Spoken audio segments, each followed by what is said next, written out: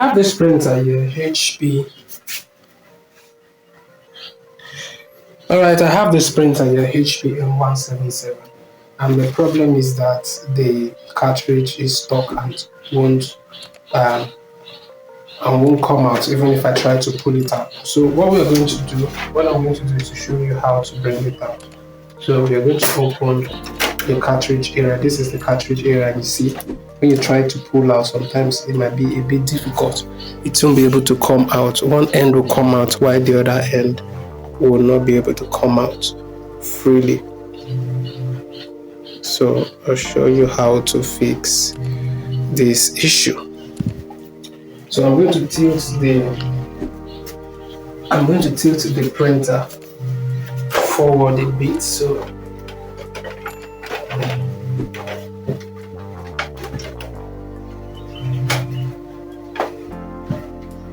you can see what I'm trying to do.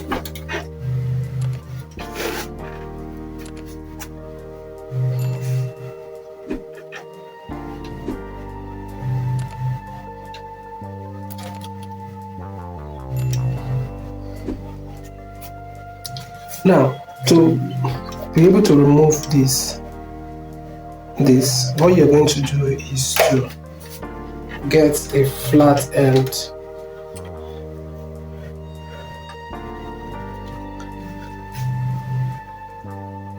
What you do is to get flat end of a screwdriver and gently use it to tilt this one.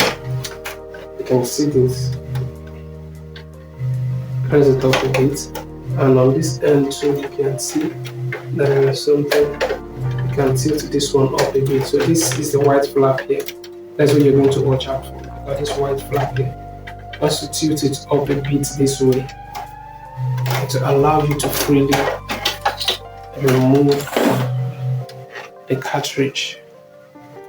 So that way you'll be able to remove the cartridge.